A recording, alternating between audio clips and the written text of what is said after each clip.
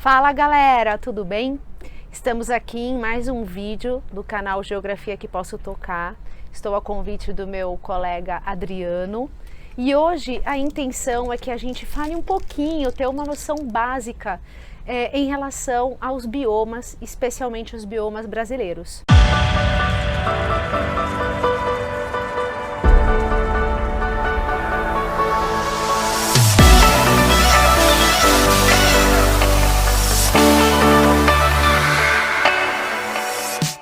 Nos vídeos passados nós falamos especialmente da formação do Sol, Terra, Lua, dos movimentos que são realizados e também falamos sobre a incidência do raio solar, e a gente pensou em falar sobre os biomas porque é um link de ligação em relação a esse assunto que nós havíamos falado anteriormente, tá? Então a gente pode sim relacionar cada um dos biomas e a sua formação e as suas características devido à quantidade de raios que aquela região recebe.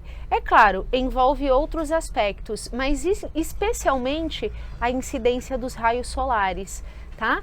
Se a gente for pensar como um todo, o Brasil como um todo é muito grande, é o país que possui a maior quantidade de biomas no mundo, né? Nós temos 6 tipos de biomas, lembrando que boa parte deles se encontra numa região tropical, que é uma região que recebe muitos raios solares. E quanto mais para cima nós formos, quanto mais em direção ao norte, maior a quantidade de raios solares. Então a gente vai encontrar os biomas mais quentes que nós temos, tá? Então é só a gente pensar, por exemplo, na região da Caatinga, uma região extremamente seca, com incidência de raio solar intenso. A gente vai encontrar árvores adaptadas para essa região, uma menor quantidade de árvores em relação aos outros biomas, como por exemplo a Amazônia ou a Mata Atlântica, tá? A gente vai encontrar árvores tortuosas, adaptadas a uma região seca, muitos cactos, e vamos também encontrar seres vivos que estão completamente adaptados a essa região, tá bom? Também podemos pensar numa região de transição, saindo da Caatinga. O Leandro pode mostrar aqui pra gente a região da Caatinga. Logo ao lado nós vamos encontrar o Cerrado, que é uma região que ainda é seca, porém não tão seca quanto a Caatinga, que tem uma grande incidência de raios solares, tá? É uma região, para vocês terem uma ideia, que se adaptou completamente a queimadas, tá? É uma região que tem queimadas naturais. Inclusive, os próprios frutos e os cascos dessas árvores conseguem sobreviver e dependem desse período de queimada. Tá? Então é importante a gente lembrar da incidência do raio solar, porque a gente vai conseguir relacionar com todo o ambiente que está ali se desenvolvendo. Logo ao lado do Cerrado, nós vamos encontrar biomas que já são bem diferentes em relação à Caatinga. Nós vamos encontrar o Pantanal. Pantanal nos remete à palavra pântano, e realmente essa região está completamente adaptada a períodos inundados, tá? Então ela passa por um período de inundação, de grandes chuvas, e depois passa por um período de estiagem. A gente vai ter uma menor quantidade de pluviosidade nessa região. Vamos encontrar um período um pouco mais seco, um pouco mais predominado por gramíneas, porém também vamos encontrar algumas árvores de grande porte, porém não em tanta quantidade quanto, por exemplo, na Amazônia. A gente pode levar em consideração, né, que tanto o Cerrado quanto o Pantanal estão meio que numa transição. A gente, ao olhar o mapa, a gente vai vendo uma grande diferença, né, passando de um ambiente, de um bioma para o outro. Extremamente seco, não tão seco, uma região árida, mas um pouco mais florida, com um pouco mais de árvores. E aí sim a gente chega no Pantanal, e Amazônia, onde a gente tem um predomínio de árvores de grandíssimo porte.